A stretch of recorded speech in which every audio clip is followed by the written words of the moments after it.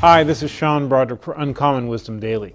A lot of people have been sounding the alarm on China recently, but we have to keep in mind that most of the alarmists aren't actually in China, so don't really know what's going on there. Also, China has some huge trends in changing diets, urbanization, and infrastructure building that support the bullish case over the longer term.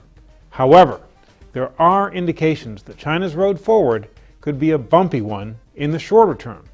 First, industrial output grew at the slowest pace in 3 years last month, coming in well below forecasts. China's retail sales were also disappointing, and both loans and exports grew at less than half the rate that economists were expecting. So while China's economy is still expanding, it's not at the pace that the country's leaders had hoped for.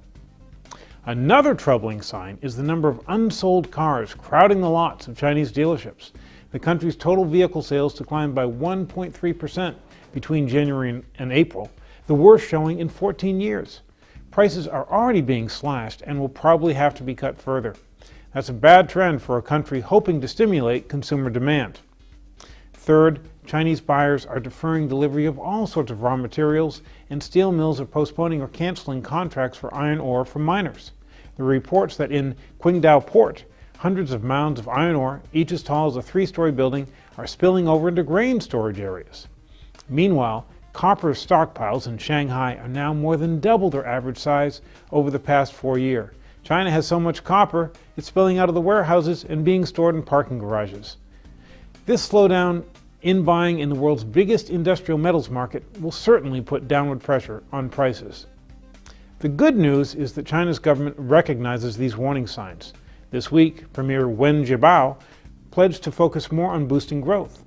That will mean more easy money and stimulus policies, but only time will tell whether it will be enough to get China's economy back into gear.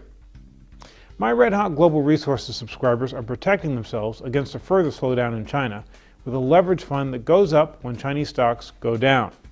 If you're holding any of your own positions in Chinese stocks or funds, have a level in mind at which you'll sell if prices go even lower. And remember, if you're a bargain hunter, cheap can get cheaper. I think you should wait for a sign that China has bottomed before buying. I'm Sean Brodrick for Uncommon Wisdom Daily. Thanks for watching.